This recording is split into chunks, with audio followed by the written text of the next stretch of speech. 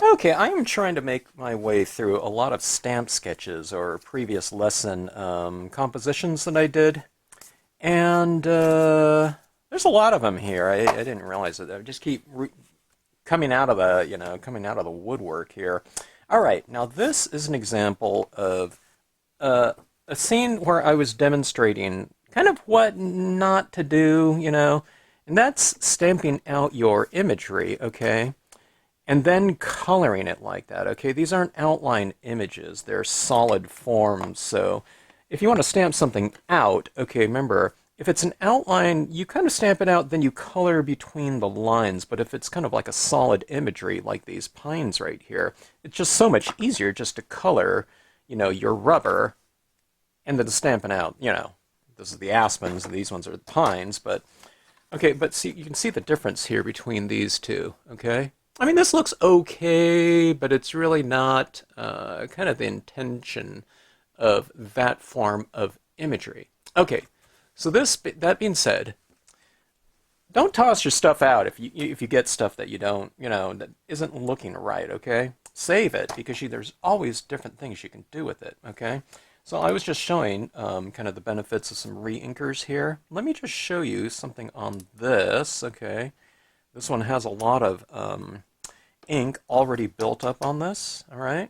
Okay, now normally I do this kind of horizontal application of ink when I'm doing my ink applications. You just see normal types of horizontal, I don't know what you call it, striations in the sky or whatever. In the water, it's usually horizontal to us from a viewing vantage point, okay?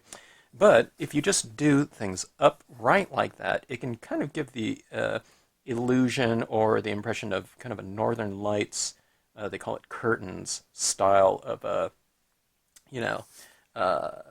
whatever, atmospheric effects or whatever, okay? So what we're doing is we're doing things like this. Okay, now I'm going to hang kind of the more emerald greenish looking curtains in here, but I'm just going to start it off with blue, all right? And I'm just using the same sponge that I used in my previous video. Okay, now normally we see these kind of curtains up in the sky, but this is where you take artistic license. If you have the lighter area down here amongst the trees, then we'll be able to kind of see the silhouette of the trees a little bit more. So, you just adjust accordingly, okay? You can have some of this, from below. In fact, it might be a good idea to, just because we have this inking in the trees that we want to kind of eradicate, okay? Now, I have never seen Northern Lights in person. That's one of my, I don't know, whatever, bucket list types of things to do one of these days. I'm always kind of, I don't know, amazed at, some types of photographs I see out there. It's always amazing to me. I hadn't even seen a photograph of Northern Lights until I think I was in high school. And I was into things like photography then, and graphic arts and design and everything like that, and read books on, photography all the time. And I don't know. Then I think some kind of travel magazine or something like that came out, and I looked at this photograph of the Northern Lights, and I was just astonished. I didn't know if it was real or fake. It looked fake. It was so astonishing. Okay, so I added that blue in there. It's kind of my foundation. You can see my Northern Lights type of thing going on here. By the way, this is not... this would look a little bit more vibrant and kind of explosive on glossy cardstock, okay? This is just a matte, but just to show that you can do it on matte just fine. We're doing it on this. This is more silk weight than matte, but it is very close to matte in the finish, okay? It just has a slight coating on it. Okay?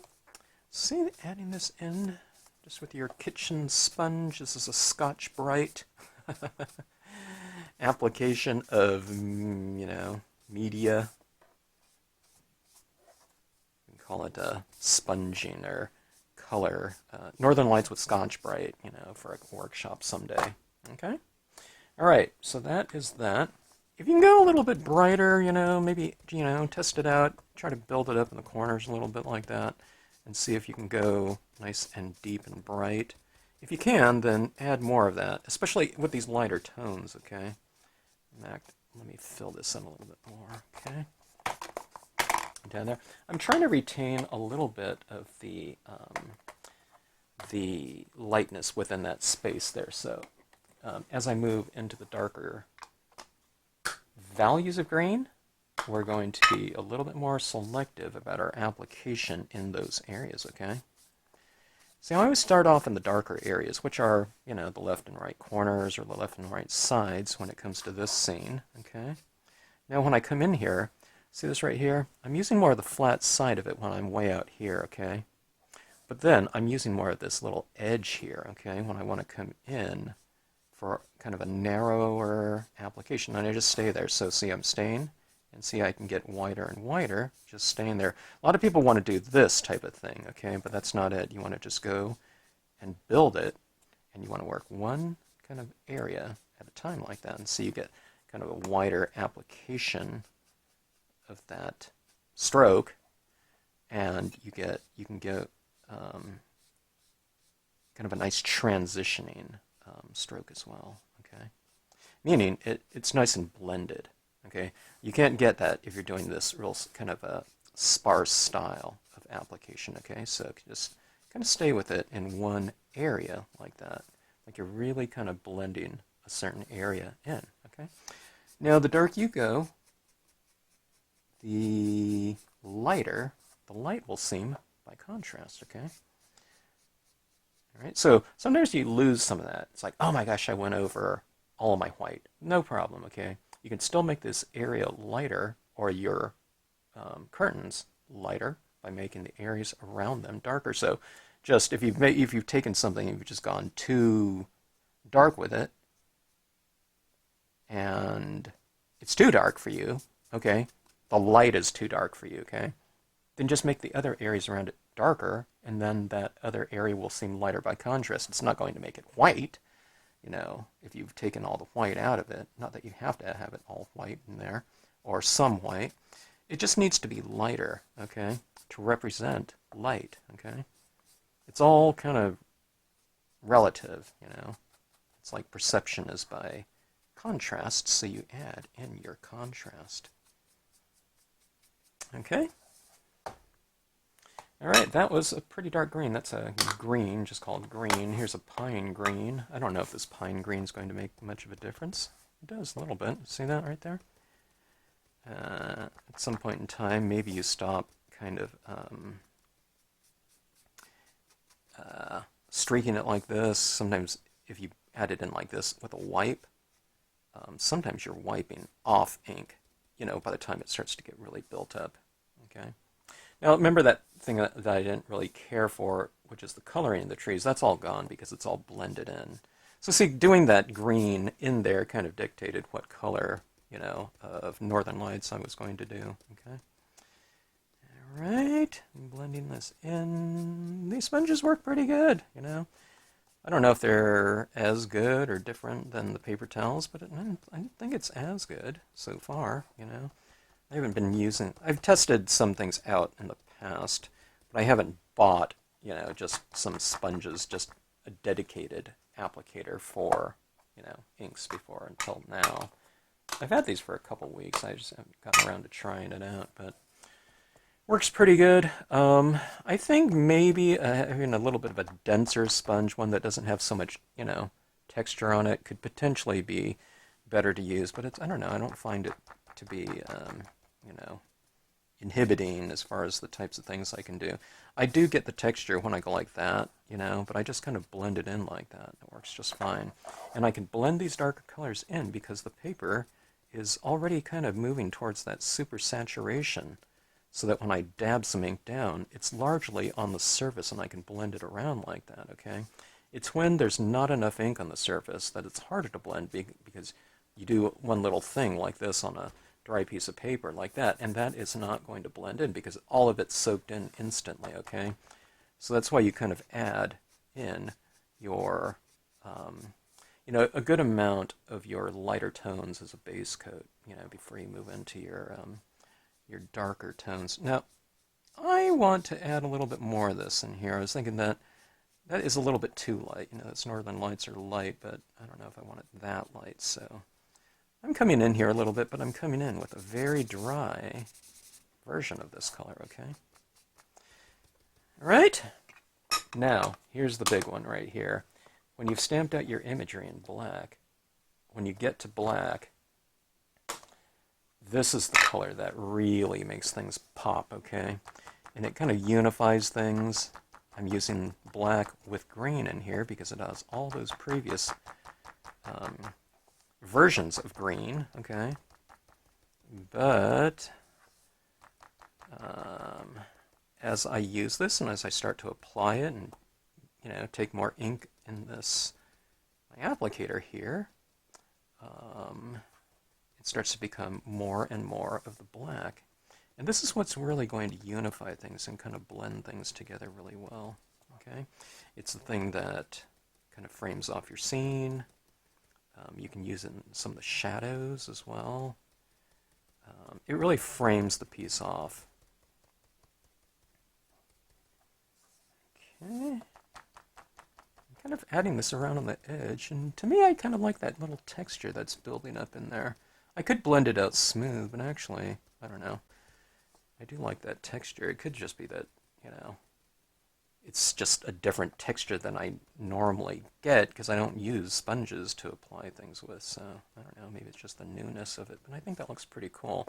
It almost gives the impression, you know, when you're doing this with this texture, it almost gives the impression that you're working on a textured piece of paper, which is kind of cool because, you know, you normally wouldn't be able to get that type of, you know, blending done on a textured, very absorbent type of paper, like a watercolor paper or something of that sort.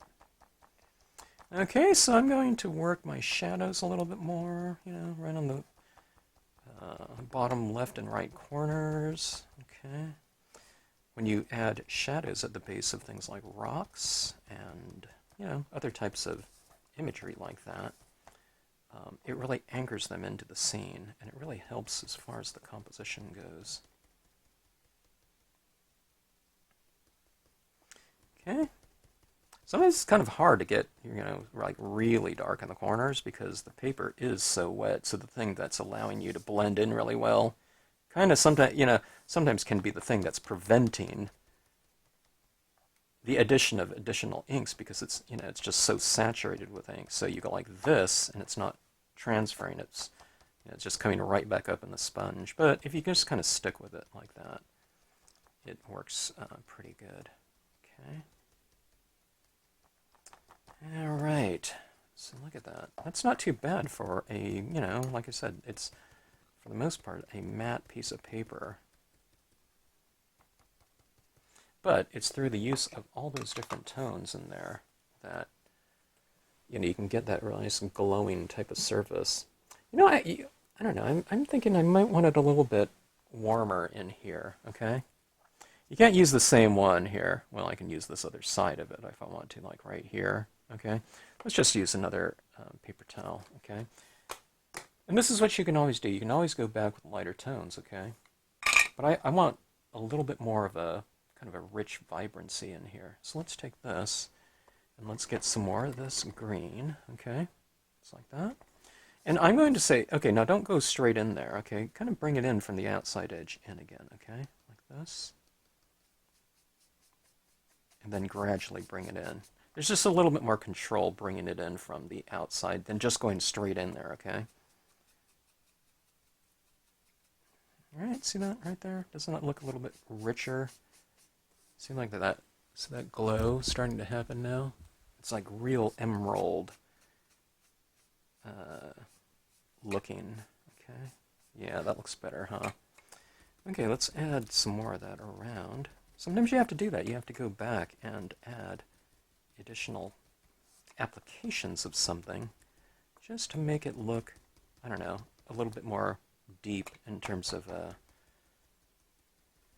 you know, the space in there. Okay, all right.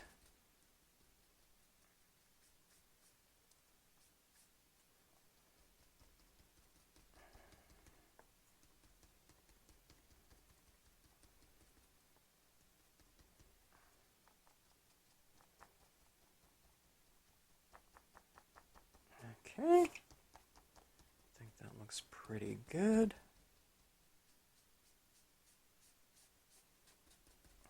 Yeah, so much warmer of a glow. Look at that. Let's just keep adding it and let's see how far we can go. It's not going to get lighter by using this, okay, because we're just adding more ink, okay. The black ink underneath it is, these dye-based inks are transparent, so, but you are just making it kind of deeper and richer like that. That being said, let me try this right here. Let me try the Prussian blue. Now, black should have taken it as dark as it would probably go, but I'm just out of curiosity here. Let me try some of this Prussian blue. That's much darker there. Prussian blue is just such a rich color. It's really amazing. Look at that, just from that side to this side. Okay.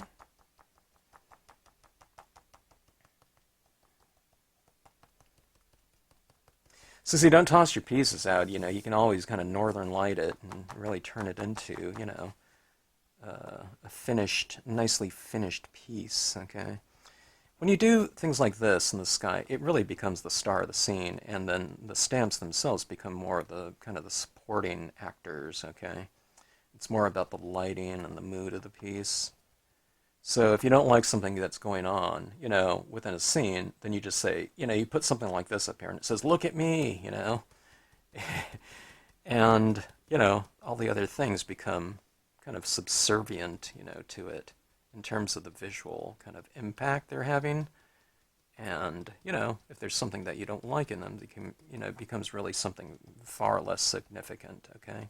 So the trees in here against a white piece of paper were the things that were really showing up, but now they're just there to kind of, enhance, what's going on in the sky, in this case through kind of a foundation and through contrast. Having these dark trees right here makes that area up there seem lighter, okay, and kind of more, I don't know, stunning, having that right in the foreground like so. Okay, so this, let's see, let's take and add a couple stars up here. Okay.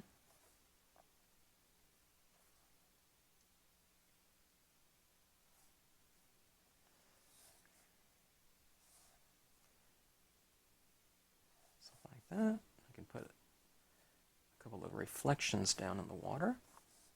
Okay.